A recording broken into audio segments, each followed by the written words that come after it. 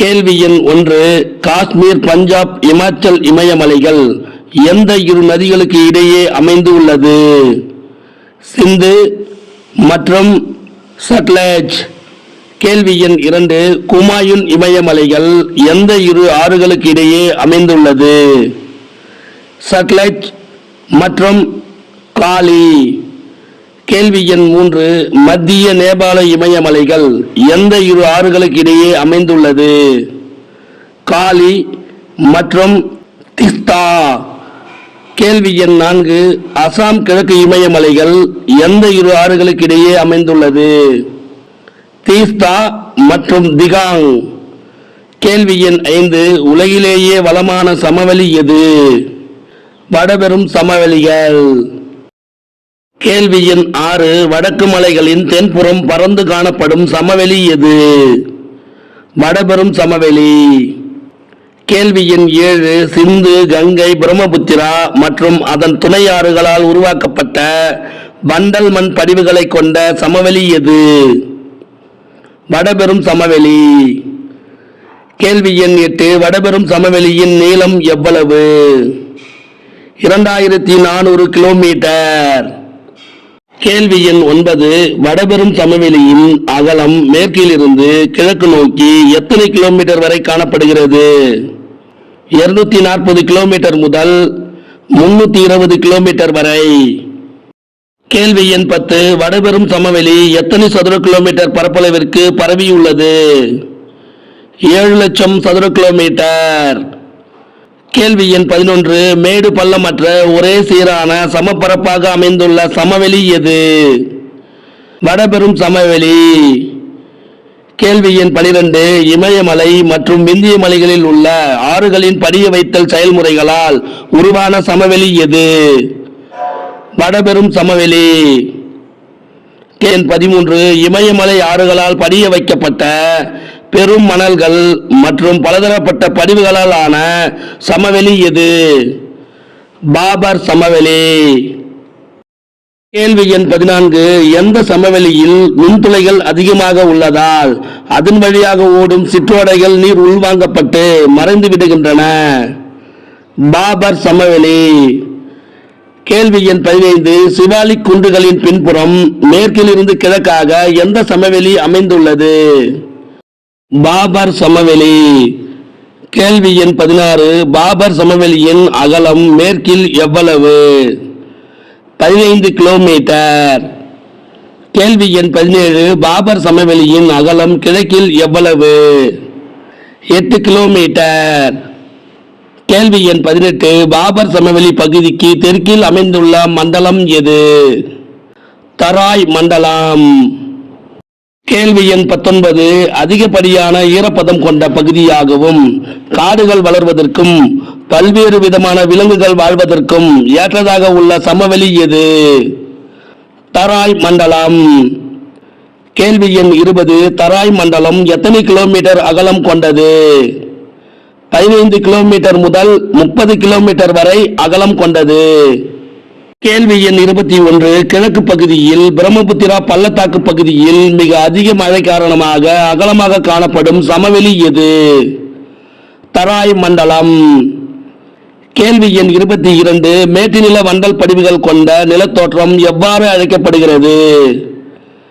பாங்கர் சமவெளி என்று அழைக்கப்படுகிறது. கேள்வி எண் 23. எந்த சமவெளியின் படிவுகள் அனைத்தும் பழைய வண்டல் மண்ணால் ஆனவை? பாங்கர் சமவெளி. கேள்வி எண் 24. எந்த சமவெளி வெள்ளப்பெருக்கு ஏற்படா உயர் நிலப்பகுதிகளில் அமைந்துள்ளது? பாங்கர் சமவெளி. கேள்வி எண் 25. எந்த சமவெளி கருமை நிறத்துடன் வளமான இலைமகுகளை கொண்டும் நல்ல வடிகால் அமைப்பை கொண்டும் உள்ளது? பாங்கர் சமவெளி.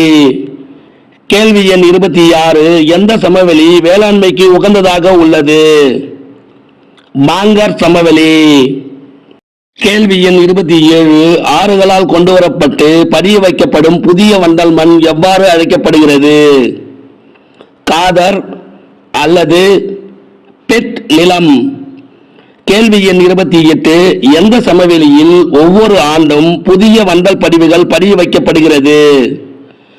காதர் சமவெளி. கேள்வி எண் 29. காதர் மணல், களிமண், சேறு மற்றும் மண்டலை கொண்ட வளமிக்க சமவெளி எது?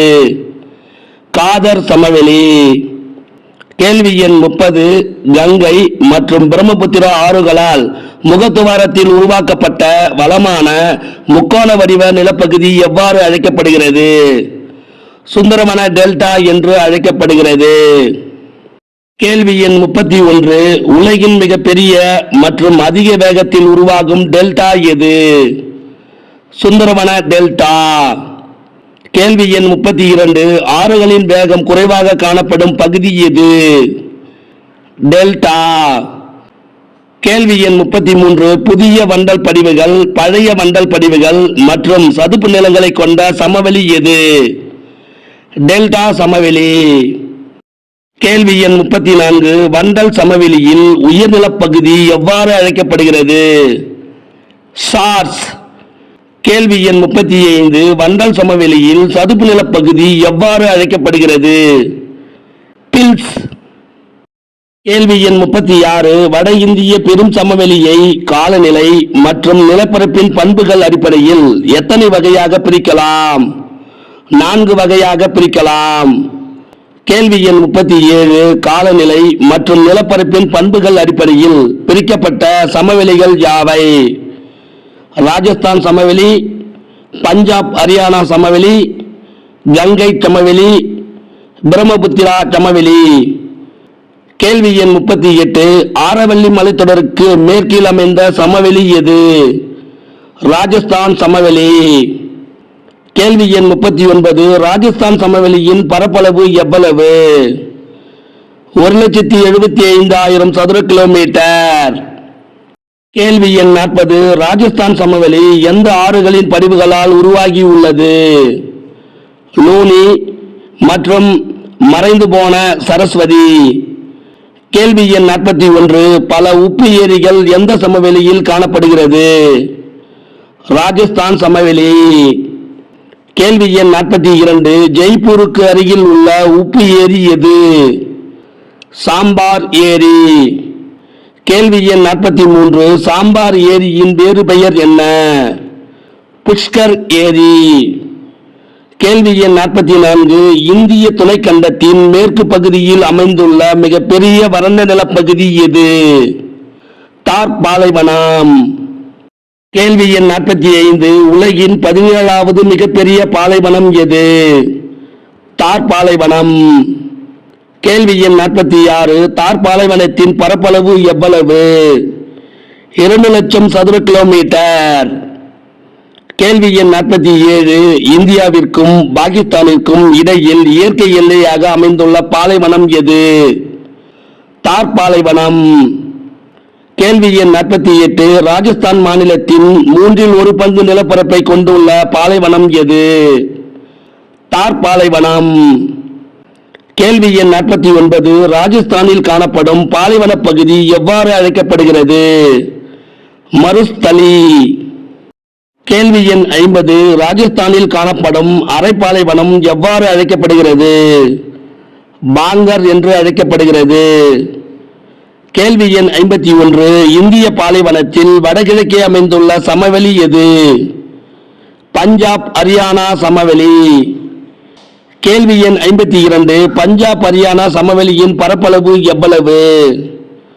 1,75,000 சதுர கிலோமீட்டர். கேள்வி எண் 53. பஞ்சாப் ஹரியானா சமவெளி எந்த ஆறுகளால் ஏற்படும் படிவுகளால் உருவானது? சட்லஜ், பியாஸ் மற்றும் ராவி. கேள்வி எண் 54. கங்கை யமுனை சட்லஜ் ஆற்றினை சமவெளி எது? பஞ்சாப் ஹரியானா சமவெளி. கேள்வி எண் 55. மேற்கில் உள்ள யமுனை ஆற்றில் இருந்து கிழக்கில் உள்ள வங்காளதேசம் வரை பரவியுள்ள சமவெளி எது? கங்கை சமவெளி. கேள்வி எண் 56. கங்கை சமவெளியின் பரப்பளவு எவ்வளவு? 3.75 சதுர லட்ச கிலோமீட்டர். கேள்வி எண் 57. கங்கை சமவெளி எந்த ஆறுகளால் உருவாக்கப்பட்டது? கங்கை மற்றும் அதன் துணையாறுகளான காகரா, காண்டாக், கோசி, யமுனா, சாம்பல், பெட்வா. கேள்வி எண் 58. பிரம்மபுத்திரா சமவெளியின் பெரும்பகுதி எந்த மாநிலத்தில் அமைந்துள்ளது? அசாம் மாநிலம். கேள்வி எண் 59. வண்டல் விசிறிகளாகவும் தராய் எனப்படும் சதுப்பு நில காடுகளாகவும் காணப்படும் சமவெளி எது? பிரம்மபுத்திரா சமவெளி. கேள்வி எண் 60. பிரம்மபுத்திரா ஆற்றினால் உருவாக்கப்பட்ட ஒரு தாழ்நில சமவெளி எது? பிரம்மபுத்திரா சமவெளி. கேள்வி எண் 61. பிரம்மபுத்திரா சமவெளியின் பரப்பளவு எவ்வளவு? 56,275 சதுர கிலோமீட்டர். கேள்வி எண் 62. டெல்டா சமவெளி பகுதிகள் எவ்வளவு பரப்பளவை கொண்டது? 1.9 லட்சம் சதுர கிலோமீட்டர். இந்த வினாவிடை உங்களுக்கு பிடிச்சிருந்தா சின்னதா ஒரு லைக் பண்ண மறக்காதீங்க. தேங்க்யூ.